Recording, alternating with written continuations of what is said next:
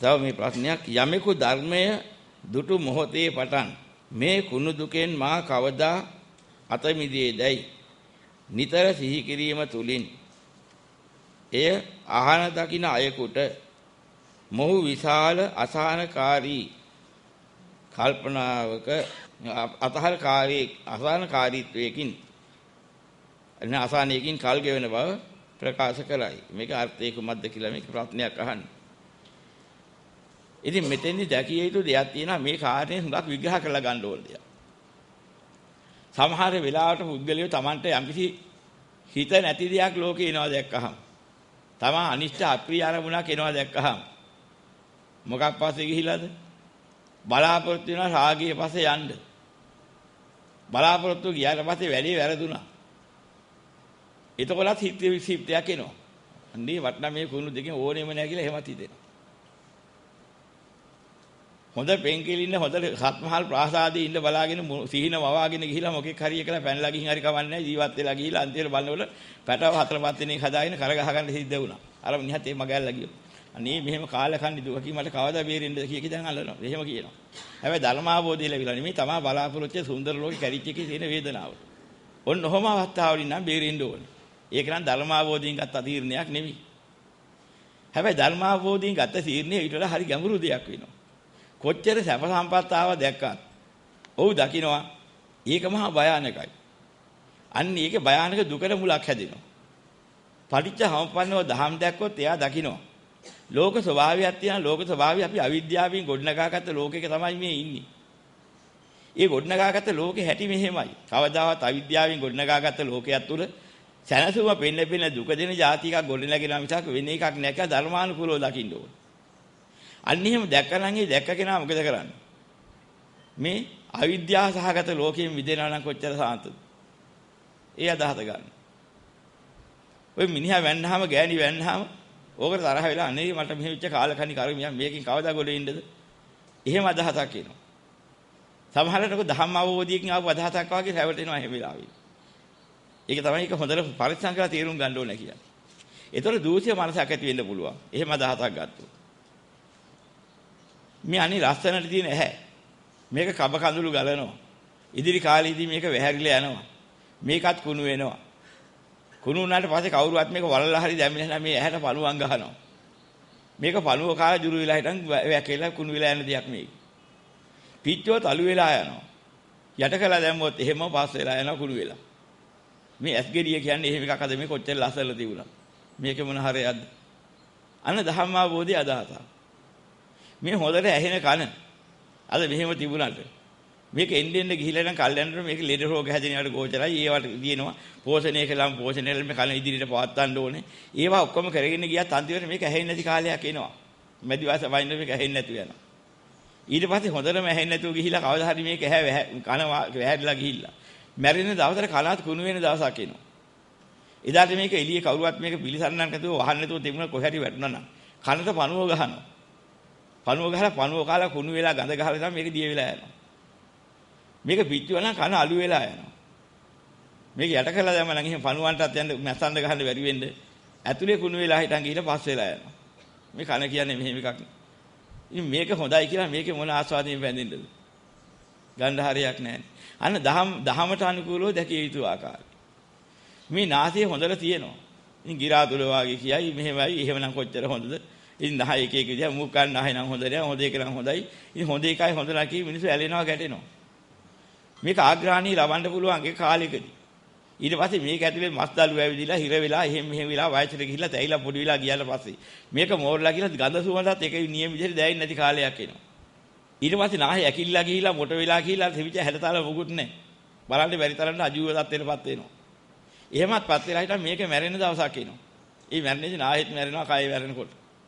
මැරිච් එක එහෙම දාලා තිබුණා කොහේ හරි. කාටවත් වලලන්න හරි පුච්චන්න හරි මොනවා හරි එහෙම එකක් කරලා බැරිනෝ කුණු වෙනවා. කුණු වෙලා මේකට පණුව ගහනවා. පණුව ගහලා පණුව කාලා දිය වෙලා හිටලා කුණු වෙලා වැරලා යන එක. මේක පිච්චුවොත් අලු වෙලා යන එක. වලලා දැම්මොත් එහෙම කුණු වෙවි තියලා හිටන් දිය වෙලා පස් වෙලා යන එක. නාහි කියන්නේ මෙහෙම එක. මේකේ මොන හරියක් ගන්නද? මෙහෙම එකක් හොඳයි කියලා ගන්නවා නම් මොන තරම් මෝඩකමක්ද? අනේ ධර්මානුකූලව දැකගත්තු ආකාරය. මේ හොඳට රහයි කීකේ රහ බල බල ඉන්න දිවක් තියෙනවා. ඕක හරි ලස්සනයි පිළකයි දිව දික් කර කරත් පෙන්නනවා. ඒ කාලෙකදී. ඒ තරුණ කාලේ ගැටවර කාලේ ළමයි කරලා කරුණේව. ඉතින් ඕවට හරි සන්තෝෂෙන් ආසාවෙන් වැඩි ඉන්නවා. ඉතින් මේකෙන් කන බොනේ රහ බල බල ඉන්නවා. හැබැයි මේක විවිධාකාර ලෙඩ රෝගවලපත් වෙන්නත් පුළුවන්. මේක ගෙඩියෙන්ද පුළුවන්, පිළිකායෙන්ද පුළුවන්, දිව කුණු වෙලා කපන්නත් වෙන්නත් බැරි කමන්නේ. එහෙම ඒවා තියෙනවා. ඕකගෙම බේරි හිටියා පෝෂණය කරගෙන මේක හැමදාම කාරම් බැදි තියෙන එක හුරුද්ද කර කර තමයි ගඳ ගහන්න නැතුව තියා ඉන්නේ. එහෙමත් කර කර අන්තිමට බලනකොට මොකද වෙන්නේ? මේක එහෙම කරන්න බැරි මැදි වයසක් එනවා. එතකොට නාර ඉස්සෙල්ලා වගේ රහ දැනෙන ගති ලක්ෂණත් අඩු වෙනවා. ඕන දිව හොඳට පාලනය කරන්න පුළුවන් තිබුණ කතා කරන්න එහෙම. දැන් ඊට පස්සේ ගොත ගැහෙනවා. මොකද දිව උඩට පාල්ලිහාට හරහට ගෙනියන්න බෑ වචනයක් පාසා දිව හරවන්න තියෙන හැකියාව නැති වෙලා දුර්වල වෙලා. කතා කරනකොට ගොත ගහ ඉඳලා. වයසට ගිහිලා ඊට පස්සේ මොකද කරන්නේ? දිව එළියට බහිනවා දන්නේම නැහැ. ඒක ඇතුළට ගිලෙනවා. දිව පාලනය කරගන්න බැරුව යනවා. මැරිලා ගියා. කවුරුවත් යට කරන්න හරි පුච්චලා දාන්න හරි මොකක් කරන්න කෙනෙක් හිටියේ නැත්නම් කටට පණුව ගහනවා. කුණු වෙලා පණුවන් කාලා දිවත් එක්කලා වැටලා කොහොමද ජරා විලා ගැලවිලා යනවා. මේ දිව කියන්නේ එහෙම එකක්. පිටියොත් ඒක අලු වෙලා යනවා. යට කරලා දැම්ම කුණු වෙලා දිය වෙලා ගිහිලා පණුවන් ගහන්න විදියක් නැතිව පොළොව යට එහෙම දිය වෙලා පස් වෙලා යනවා. දිව කියන්නේ මෙහෙම එකක්. මේක මොන හරියක්ද? දිවේ ගන්න තියෙන හරිය මොකද්ද? ඕක මට මෙහෙම එකක් ලැබුණා කියලා මොන මදයක්ද මත් වීමක්ද? මට හැඩවැල තියෙන දිවක් තිබුණා කියලා කියන්නේ මොන මත් වීමකද? අන්න ධර්ම අවබෝධය ලැබෙන එක. දහමින් දැකිය යුතු පැත්ත. වැඩක් නැති කයෙ හැටි දකින්න හැටි. මේ කය තියෙනවා. තරුණ කාලේ හරි ලස්සනයි. හැඩයි කියනවා. ලෝකෙට හැඩ පෙන්වන්න හදනවා. විවිධ විලාසිතාවන්ගෙන් සලසනවා. ඔක්කොම කර කර හිටියත් විවිධාකාර රෝගාබාධයන්ට ගොදුරු වෙනවා. හදිසි අනතුරකින් කැඩිලා බිඳලා විනාශ වෙලා අතපය කැඩෙන්න පුළුවන්. විවිධාකාර ආබාධයට ලක් වෙන්න පුළුවන්. කොන්ද කැඩෙන්න පුළුවන්. නැකිලා ගන්න බැරි වෙන්න පුළුවන්. ඒ ඔක්කොම කරින් හැකිලා හිටියත් අවසානිනකොට මේක වැහැරෙන කාලයක් එනවා. ඒ වැහැරෙන කාලයක් ආවට පස්සේ අර හයි හත්තිය ඔක්කොම නැති වෙලා යනවා. හංකර හැලි වැටෙනවා. කෙස් ටික පැහෙනවා. ලොම් ටික හැලෙනවා. නියපොතු ටික අද කුද ගහිලා පුපුරලා යනවා. ගැලවිලා යනවා. ඔහොම තිබිලා හිටන් හංකරත් ඇදිලා ගිහිලා මස් ටික දිය වෙලා ගිහිල්ලා ඇටකටු හංකඩයි පේන්න පටන් ගෙන නැකිලා ගිහිල්ලා අර තිබුණ හැකියාවන් ඔක්කොම නැතිලා මහා විකෘතියටපත් වෙලා මැරිලා යනවා. මැරුණාට පස්සේ මොකද වෙන්නේ? කවුරුවත් මේක යට කරන්න හරි පුච්චලා දාමන්න හරි කෙනෙක් හිටියේ නැත්නම් පණු කඳක් වෙනවා. ඒක පණුවන් ගහලා කුණු වෙලා ගන්ධස්සාරේ පරාතින්න වෙල කුණු වෙලා ගිහින් මැරිලා හිටන් දිය වෙලා යනවා. මෙහෙම එකක් නිසා මේ කය කියන්නේ මොන හරියක් ඇති එකක්ද? මෙහෙම කයක් අරගෙන මොන මාසනසමක් ලබන්න. මෙන්න දහම අවබෝධය. දහම අවබෝධයේ නිගමනය. දැන් ඊතර අපි බලන්න ඕනේ මේකෙන් මොකද්ද මට ආවේ? දැන් බලන්න අනේ මේ කුණු දුකෙන් මං කවදාත් මිදෙන්නේ. අනේ මේ බඳු වන්නා වූ කයක් සුන්දරයි කියලා මං අල්ලගෙන ඉන්නේ මොකද?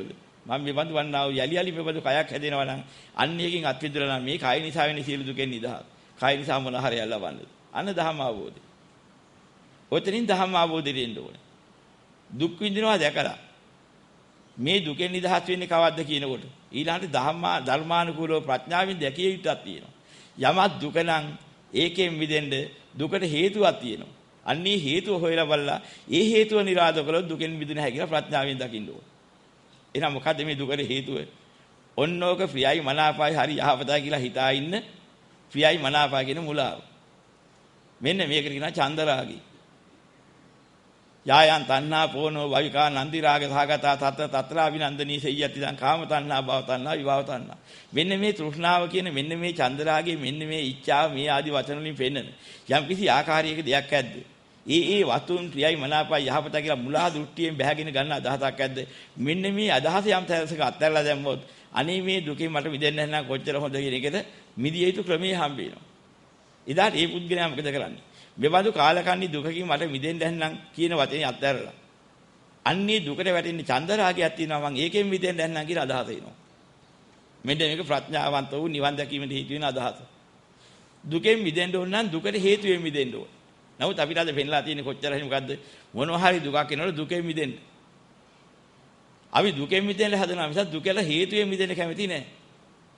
දුකට හේතුව ලබන්න බැරි අසහනීයට දුක කියලා නිගමනය කරලා මෙහෙම කාලකන්ණි දුකක් විඳින්න මේ පැත්තේ මට වැඩක් නෑ කියලා අදහස් කරනවා මිසක් අපි දැක්කේ නෑ දුකෙන් මිදෙන හැටි. මොකද මේ කාලේ වෙනකොටත් දුක වහලා. දුකට හේතුව දුක නැති කිරීම කියලා උගන්වන්නේ චතුරාර්ය සත්‍ය විග්‍රහ කරනකොට. දුක නැති කරන මඟ මොකද්ද දුක? දුකට හේතුව මොකද්ද? දුකට හේතුව තෘෂ්ණාව. හරි ප්‍රියමනාපේ. ආස්වාදී බැඳෙනවා. මේකයි දුකට හේතුව. දුක්ඛ නිරෝධය කියන්නේ ඔන්න ඔය ආස්වාදී නැති කරලා දැම්මොත්, ඔය ආස්වාදී බැඳීමත් ඇරලා දැම්මොත් ඒකයි දුක්ඛ නිරෝධය.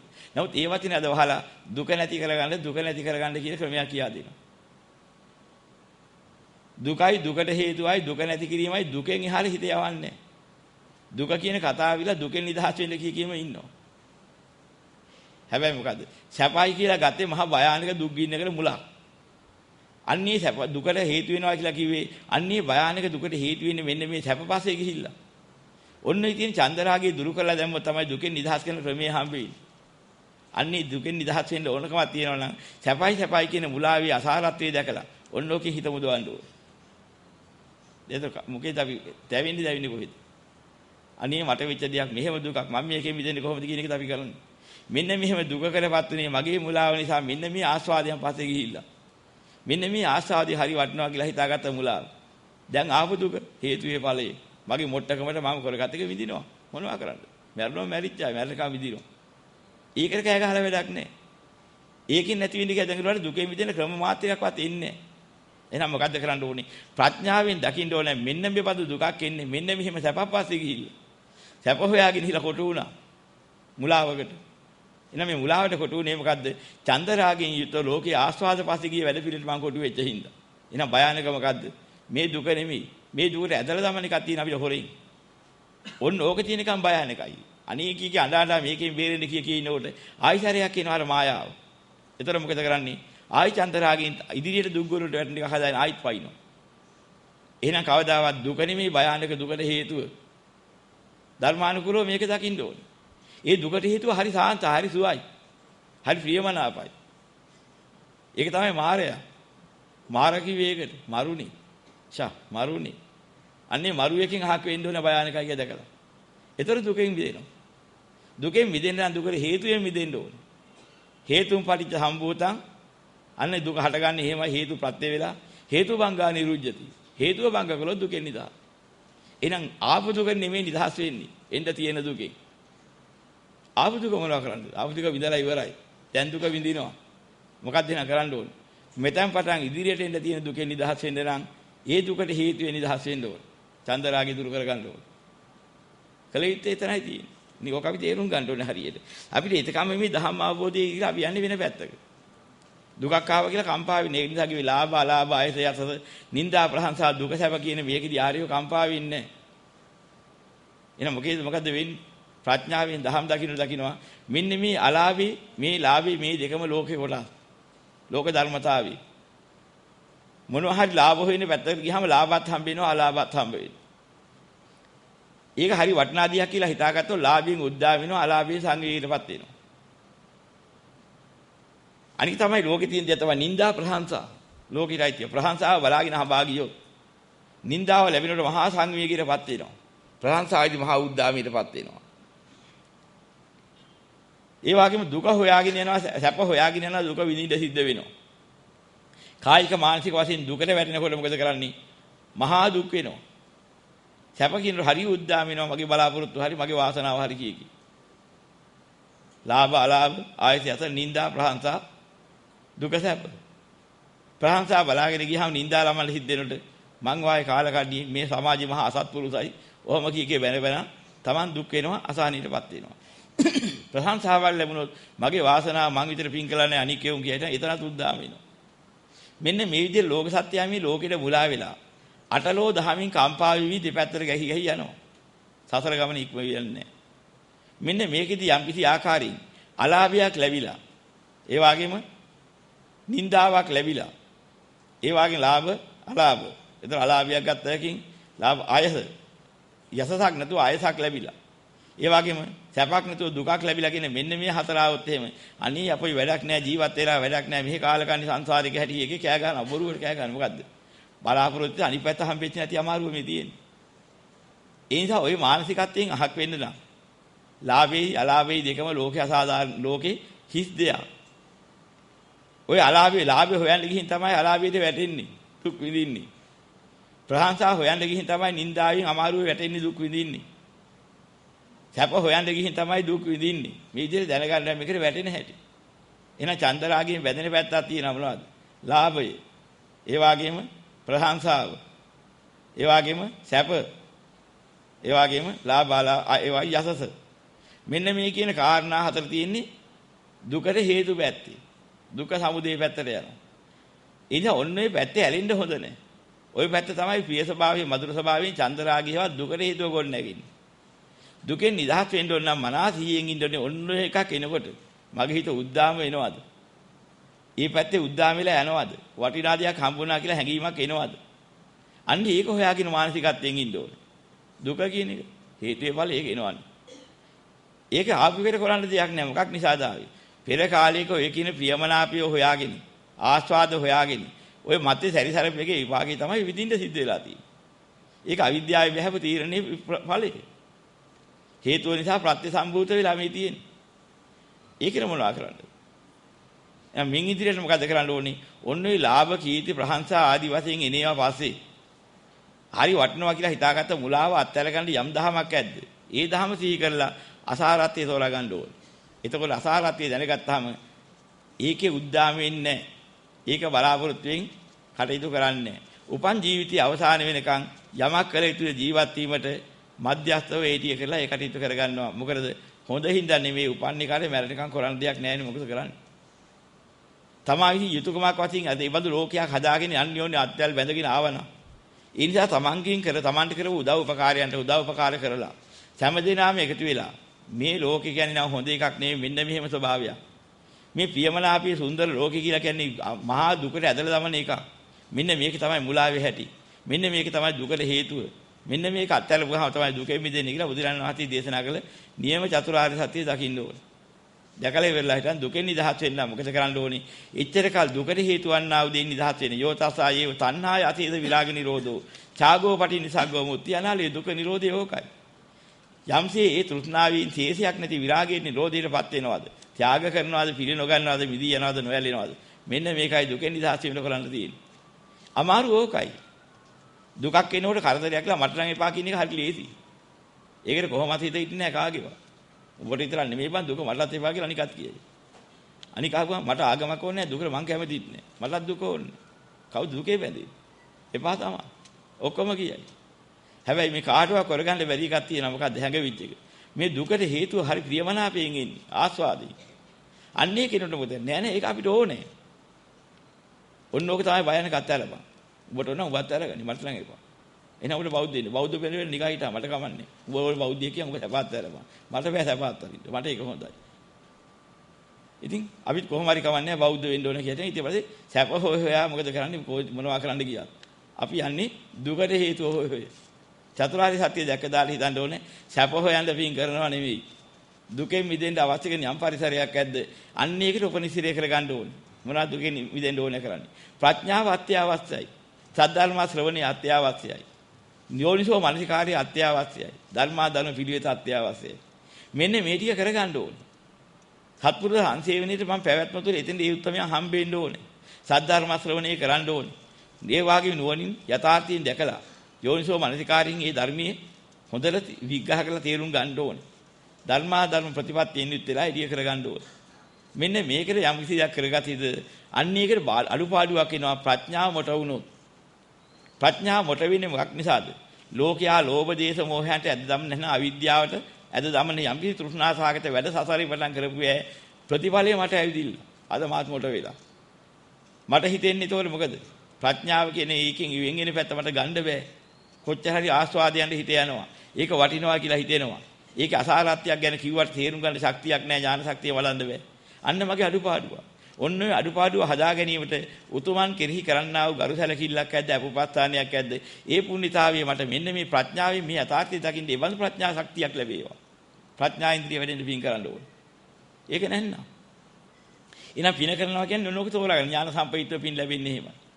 ඒතර මට මානසිකත්වයෙන් සහ කායිකත්වයෙන් දුබලයි. ඒ ප්‍රබලව නැගී සිටින්න බෑ අදිෂ්ඨානයක් කරගෙන මම පැයක් ඉන්නවා දෙකක් ඉන්නවා තුනක් ඉන්නවා මේ දහම තුලින් පිට යන්නේ නැහැ. මොන જાති ආස්වාදයක් ආවත් මම ඒකට බැඳිලා යන්නේ නැහැ. අදිෂ්ඨානින් උත්සාහය වීර්යය නැගලා මම එකකින් බේරෙනවා. මේ જાතිය ගන්න බෑ හරි දුබලයි. ආස්වාදයක් නිකන් මැදිලා ගිහින් ඉතින්. ඒ જાතිය මානසිකත්වයක් තියෙනවා නිවන් දකින්න බෑ. බාධකයක් දුර්වලකම. මොකද්ද වීර්ය ඉන්ද්‍රිය දුර්වලයි.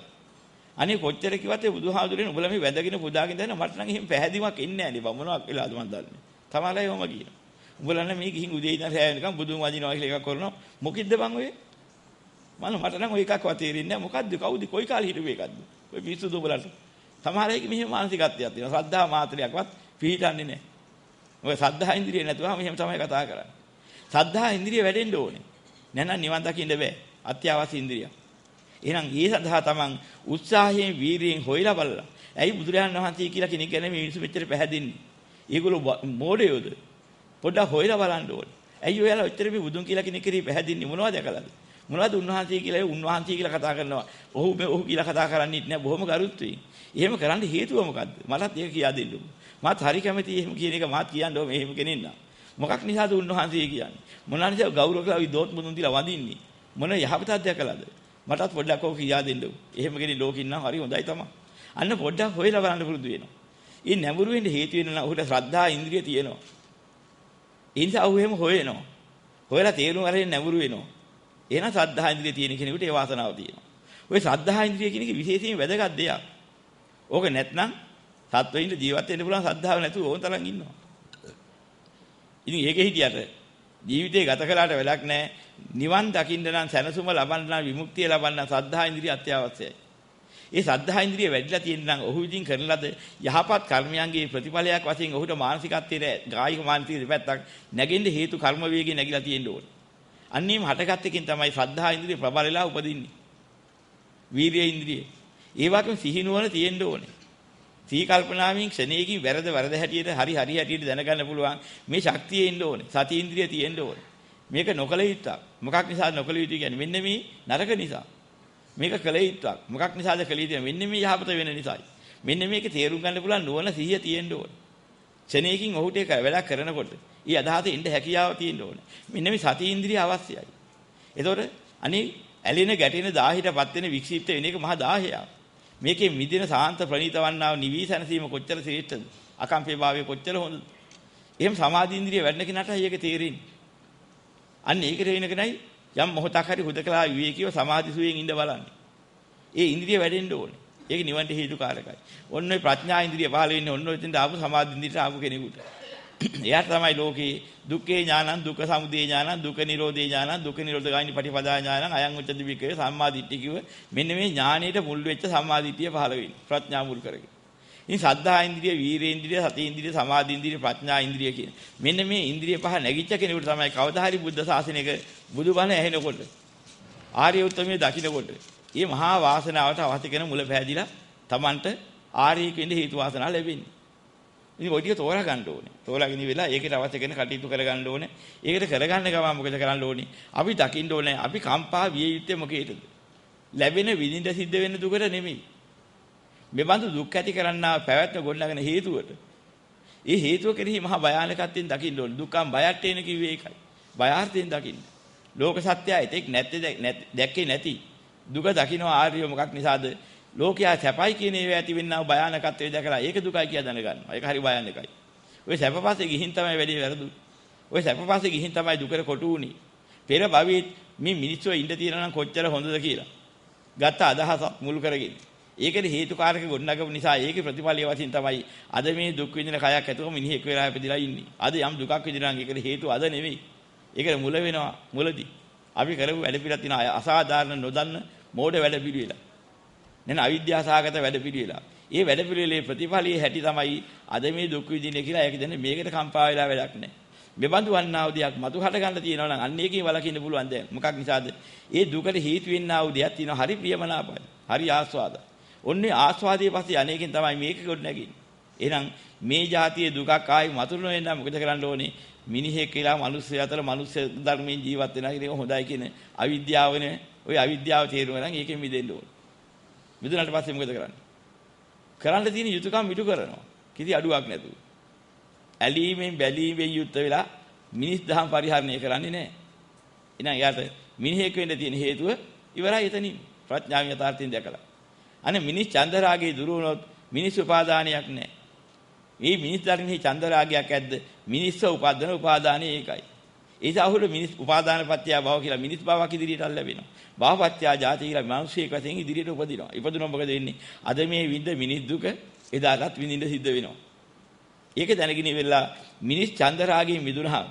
ඔහු දන්නවා අන්න මිනිසියෙක් කියලා උපදින්නවට හේතු නැහැ. මේ පෙර භවී තිබිච්ච අවිද්‍යාවේ ප්‍රතිඵලයේ මේ දුක. ඒක විඳිනවා. මින් ඉදිරියට එහෙම එකක් තියෙනවා නම් අන්න ඒකට හේතුව මල් ළඟ නැහැ කියලා සැනසෙනවා. මොකක් නිසාද? ඒ බඳු චන්දරාගයක් මල් ළඟ නැහැ මිනිසියෙක් වෙන්න. මොනවාද මිනිසියෙක්ගේ චන්දරාගය? ඉන්ද ගේ මිසක් ලස්සන ගියක් මට එහෙම එකක් ඕනේ නැහැ. ඛණ්ඩ ආහාරයක් මිසක් රසමුසු ආහාර කීකේ පස්සේ යන එකක් එහෙම එකක මම බැඳිලා නැහැ. විලිවහ ගන්න ඇඳුමා සීත උෂ්ණ දුරු කරගන්න ඇඳුමක් මිසක් හරි සුන්දර ශරීරේ ලස්සන ඇඳුමක් නෙමෙයි කීකේ හැඩ වැඩෙන බලාපොරොත්තුවක් එහෙම එකක් නැහැ. යා මිනි සංකාර. ඒතොර ලෙඩක් හැදුනොත් මේ කය වැටුනහම තියෙන අමාරුව නිසා ගන්න බෙහෙතක් මිසක් ශාරීරිය පුෂ්ටිමත් කරගෙන ලස්සන වෙලා හැඩ වෙලා ඉන්න ගන්න බෙහෙත් පෝෂණ මට ඕනේ. ඒ වාජී කරන්න මට ඕනේ. මං ඒවැ බැඳිලා නැහැ. මෙන්න මේකෙන් අයින් වෙනකොට මිනි සංකාර ඉවරයි. මිනි සංකාර නැත්නම් මිනිස් જાතියේ හිතෙන විඥානය තරම් නිරෝධ වෙනවා. එහෙනම් මිනිස් විඥාන නිරෝධ නම් මිනිස් නාම රූප දැන් ඒ හිතේ වහින්නේ නැහැ. එතන මිනිස් විදිහට ඇසකන දිවනාසී ශරීරයේ මේ මනුෂ්‍ය ධර්මයේ කියන මිනිස් දහම තුල වටිනවයි කියන එක සැරිසරන්නේ නැහැ. සලආයතන නිරෝධය මෙලෝදී. මිනිස් ස්පර්ශයක් ප්‍රියමනාපයෙන් ගන්න නැහැ. මිනිස් සංස්පර්ශයක් නැහැ. මිනිස්සු අතර ඉන්නවා. හුදකලා ඉවේ කිව්ව. මිනිස්සු එකලා බැඳිලා හැදිලා යන බලාපොරොත්තුවක් තියෙනවා නම් ඒක නෑ. මොකද්ද? ඒ වෙලෙම හිතන්න පුරුදු වෙන්න ඕනේ. අන්න කට්ටිය ඇවිදලා යාළුවෝ කට්ටිය ඇවිදිලා. ඔය ඇහින්නේ සද්දි යන්න ඕනේ සන්තෝෂ වෙන්න. එහෙම එකක් නෑ. එහෙම මිනිස් සංකාර. ඕක තියෙන එක මිනිස් භවෙන් මිදෙන්න බෑ. භවපච්චය ජාතිය වලින් මිදෙන්න බෑ. එහෙනම් එයා දැනගන්නවා මිනිස් සංකාරය කියන්නේ යුතුයකම ඉටු කරන එක ඒකාන්තයෙන් කරනවා. මව්පියන්ට ඉටු කරන්න ඉටු කරන්න ඕනේ, දූ දරුවන්ට ඉටු කරන්න ඕනේ, ස්වාමි පුරුෂයාට ඉටු කරන්න ඕනේ, භාර්යාවට ඉටු කරන්න ඕනේ, නෑ දෑයන්ට නැඳි මයිලන්ට ඉටු කරන්න ඕනේ. ඒ සියල්ල කරන්න ඕනේ. ඒ චන්දරාගයම නෙවෙයි. ඒ යුතුයකම්. ඒවා කරන ගමන් චන්දරාගයෙන් නිදහස් වෙලා ඒවා කරන්න ඕනේ. එතකොට යාට මිනිස්සෙක් කියලා මල උපදින්න දෙන හේතුවක් තිබුණා. ඒ සංකාරය ඉවරයි. ඊට පස්සේ එයා දකින්නවා. කෙනෙකුට යහපතක් කරලා දෙන්න එන්න. එහෙම කරන ජීවිතයක් එන්නම් හොඳයි කාටට උදව් කරන උපකාරණ. ඒකම දේව ජීවිතේ. ඒවා හොඳයි. යුතුයකම් විතරයි. ওই ටික මම ඒවා හිත තියන්නේ. තිබ්බොත් දේවත් වෙනම විදුණා. හුදකලා භාවනා නියෝගියෝ ඉඳ තියන නිදහසේ කොච්චර හොඳ. ඒක බ්‍රහ්ම ජීවිතයේ චන්දරාගය. ඒකත් ඇත්තට එහෙම ඉඳ තියනක් තියෙනවා. ඒක පැවැත්මයි.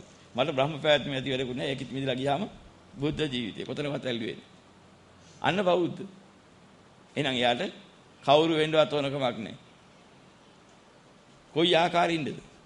ඉන්නකම් පැවැත්ම ගෙනියනවා මිසක් ඔහුට වෙන්න කෙනෙක් නෑ.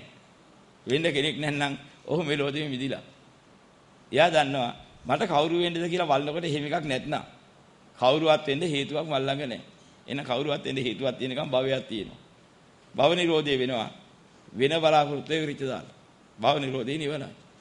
ඔහු දකින්නවා ජාතිය පහළ වෙන හේතුව ඉවරයි. මෙන්න ක්‍රමේ. ඕක තේරුම් අරන් අනුගමනය කරන්න ඕනේ මේ විදිහට. ආහලා මේක කොහොම හරි තේරුම් ගන්න උත්සාහ කරන්න ඕනේ. කවදා හරි වැටුණා නම් දහම් මාර්ගයේ එදාට සෝතාපන්නයි. එතන පටන්ගෙන මාර්ගය ත්‍රිය පූර්ණ වෙනවා. වැටහිච්ච මාර්ගය දුකිය පරපත්‍ය රහිත අනුගේ ආධාර ඕනේ. දැන් තමන් ඉදින්දා කරන කියන ක්‍රියාවල් වලින් චන්දරාගයේ බැඳෙනකින් විදි නිදහස් වෙලා යනවා. තමන්ට විදිලෝදී දැනගන්න පුළුවන් මම විලෝදීම කොච්චර නිදහස් වුණාද. චන්දරාගයෙන් යම් තාක් මිදුණාද ඒ තරමට භවයේ නිදහස්. ඒ තරමට දුකෙන් නිදහස්. ඕකයි තෝරගන්න. ඕකට කාගේම සහතික එහෙම ගන්න යන්න එපා. එක එකනාගේ අහන්න යන්න එපා. දැන් මං සෝවාන්ද සකෘදාගාමීද? ඒ රුකුල් ගන්න කිව්වොත් එහෙම වැඩි හරියන්නේ නැහැ මුලාව. තමන් තේරුම් ගන්න ඕන ප්‍රඥාවෙන් තමන් නිදහස් වෙච්ච මට්ටම. මොකයි දකින්න ඕනේ.